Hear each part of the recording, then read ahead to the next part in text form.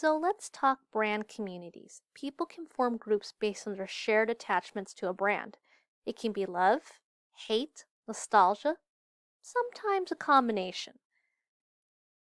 Brand communities are groups of people who share a set of social relationships based upon their attachment to a brand. They may care or interact with others based on their shared interests, whether love or hate, of that particular brand. So it can be uh, folks telling others together about their new gym. It can be sports fans hanging out, viewing, and having tailgate parties. Perhaps brave a snowstorm and wear cool hats. It can be people talking cosmetics and beauty talk. Interactions will depend on the group, though. It is not always based on ownership or any even a particular use. For example, someone would love to one day own an antique car, so they get together with the local group to help admire, chat, and maybe fix one up. Brand communities can be, in effect, a huge source of value for the brand by giving consumers new ways to find value in the brand. Community members create meetings, they generate excitement, they form clubs, they hold conventions, they create how to guides, and so on. And similar to subcultures, consumers can frequently be part of many brand communities. So, excuse me, this display shows love of both Ghostbusters and Lego. And often communities may work together on shared interests or efforts. So, laws governing fan art or public showings. However, they may also compete or fight. For example, in the World of Warcraft online game, some players prefer very aggressive, huge campaigns with lots and lots of players working together. Others prefer the content to be more low key and easier to just pick up and play. Blizzard, the makers of WoW, have to balance the needs and vocal outcry of these two subsets within the brand community. So people often come together around brands and their consumptions. So this example shows how Bud Light aimed to speak to brand members who are committed to their brand in a particular way. So the National Football League, NFL, fan communities are very prominent brand communities. In this example, Bud Light aims to show they get fans' love for their teams. The Superstition campaign presented different ads where fans might do something they normally would not do for the love of their team. The Superstition song plays at the end of each segment with the tagline, "It's only weird if it doesn't work." There was a longer ad with the song that included a montage of odd things fans could do. And I know this one called to me because we may have stopped putting our then eldest into a particular Steelers onesie, and we normally think we're logical people. As Bud Light expressed, fans, we get you. In sum, appealing to a brand community is more than slapping on a logo or putting someone in a branded shirt. It helps to know how community members like and practice their commitment to a brand. And so firms often seek to encourage brand community growth. So these are examples that promote shared interaction. So they may do group events. Jeep does Jeep Jamboree, where they set up events in rugged places for Jeep fans to bond and ride together. Niantic's Pokemon Go has in-game tools and events that encourage cooperative play. Companies might offer teasers, games, or other things. So legal matters. Riot Games has a flexible and rather readable legal policy for people who want to create fan art. It lets fans know they are safe to draw and share what they love with each other and convey a friendlier business persona. And another, Disney is much more lax about guests who want to film inside of rides as long as it's safe. And now do media events for key influencers who do just that, ride-throughs. Other opportunities, well, Lego Ideas encourages fans to submit ideas for Lego builds, share them, and vote for ideas to be put into actual production. So in sum, there are many ways you can mobilize or appeal to your customers. Sometimes, though, the firm isn't nearly as friendly or brand communities take a life of their own. Sometimes the firm isn't very involved and may ignore the needs of a community. Many customers started modifying mini bikes before it caught on and the mini moto market was recognized by the different mini bike brands. Many plus-size fashionistas explain mega fashion brands rarely serve their market, or when they do, they give very shoddy fashions. Sometimes the firm isn't careful about the divisions and different needs of a consumption community. Kobe Bryant's passing hit fans hard. Nike announced they would honor his legacy with new shoes and jersey lines. However, fans and his widow, Vanessa Bryant, were furious when it was evident Nike's limited availability offerings only served the wealthier sneakerheads and the few who could survive the hunt. It shut out the vast amount of fans, kids especially, to have a piece of their hero through Nike.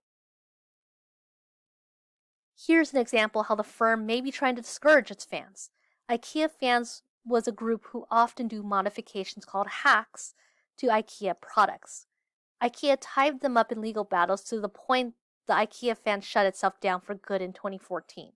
Although now there is IKEAhackers.net. There are another example, there are many studios that are very aggressive about having YouTube take down any kind of content, to the point they often take down people doing reviews or art with it. So in sum, branding is a tool, but it also involves people, and it's important for the firm to recognize how brands can matter. Just keep in mind, organizational customers have brand communities too. B2B communities are more likely to center, though, on function or industry, things like people dealing in plastics, mobile event catering, buyers of dental tools, something like that. This means the communities do tend to be smaller and may include your customers, but also your suppliers and your competitors alike.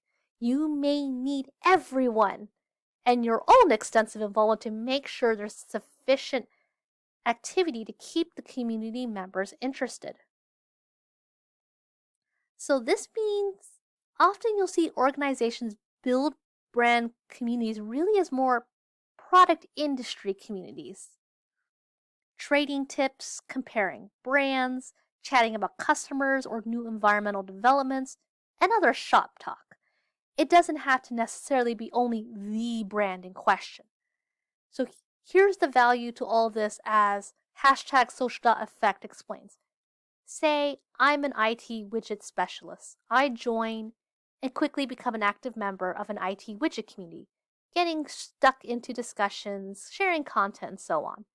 Then the time comes that I'm considering buying some new IT widgets. Who do I go with? That unknown retailer or that company that runs a community I'm a passionate member of? That company who I have a relationship with and trust. It's not a difficult choice. George at Social Effect. So what they're saying is it can be as simple as having a discussion thread open for site visitors or an Instagram page, or having a discussion thread at the bottom of your blog entries. That's what we're talking about. So as usual though, it's all about the value offered though. Whether articles, videos, question and answers, discussion threads on common issues, webinars, and so on.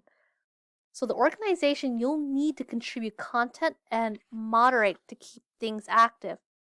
But you also need to make sure you don't hog all the attention to the point you're no longer useful to anyone. So B2B brand communities usually have marketing objectives similar to B2C corporations when interacting or promoting a brand community. So things like building trust, promoting word of mouth, brand awareness, lead generation, conversion, strengthening an industry or product category, and so on. So I have further examples in the notes for building one and examples themselves, but it's often a matter of something like trading tips or fixes for the product. QuickBooks has a customer community with Q&As and stuff. Business Travel Connection community was built for clients and suppliers of American Express's professional travel services. So if you happen to know or be part of one, feel free to share. These ones are a little less obvious than sometimes the B2C ones. And so examples are always delightful. 2 more examples. Bank of America has a community for small businesses. So B of A promotes their own content and hosts the platform, but they rely on the small businesses interacting with each other and contributing content through their own experiences and opinions.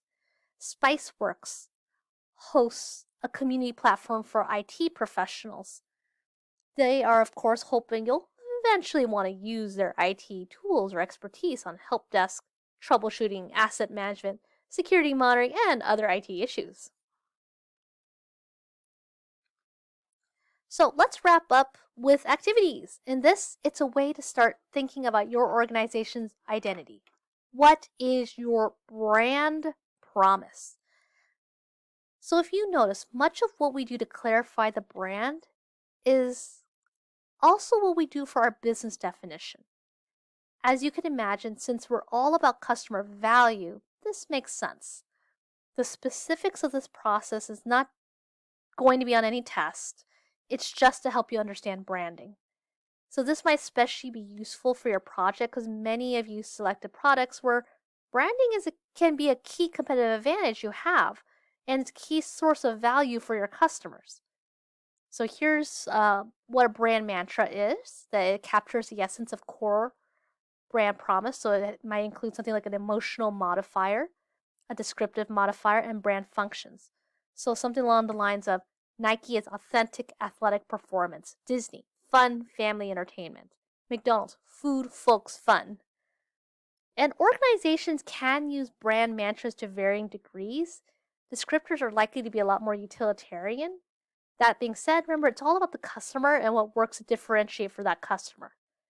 Just a warning, while we focused on the brand mantra, a brand promise can take any form: words, lists, phrases.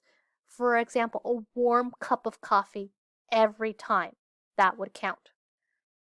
In sum, branding is all about identity. As you can imagine, the positioning section and branding sections overlap significantly because they both are about figuring out our identity. And last thing, questions to ask about your brand. Who are you? So brand identity, salience. Are you one of a kind? Premier among many, the archetype of that category. What are you? So brand meanings, imagery, performance, what's your history, what situations you use. What about you? What do I think or feel about you? So consumer responses, their feelings and judgments, quality, credibility. And finally, what about you and me? So what relationships, resonance, loyalty, engagement, attachment do you want to see? So these should look familiar because they are based on your brand equity commitment pyramid from your book. But ultimately, remember, when thinking about your responses to these questions, think further. How does your mix communicate all this? How do your strategies work together with your brand? Okay, so that's it for branding. Next section will be about services. So if you have any questions, let me know. Take care.